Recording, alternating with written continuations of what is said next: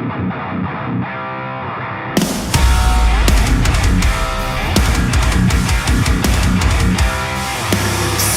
my little Kovu, let your dreams take wing. One day when you're big and strong, you will be a king. Good night, my little prince. Tomorrow your training intensifies. I've been exiled, persecuted, left alone with no defense. And when I think of what that brute did, I get a little tense. But I dream on dreams so pretty that I don't feel so depressed. And it soothes my inner kitty, and it helps me get some rest.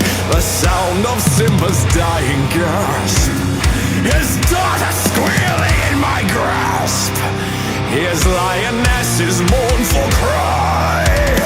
That's my lullaby. Now the past I've tried forgetting, and my foes I could forgive. Trouble is, I know it's petty, but I hate to let them live. So I found myself somebody who'll chase Simba up a tree. And the battle may be bloody, but that kind of works for me. The melody of angry growls, a counterpoint of painful howls, a symphony of death, oh my, that's my lullaby.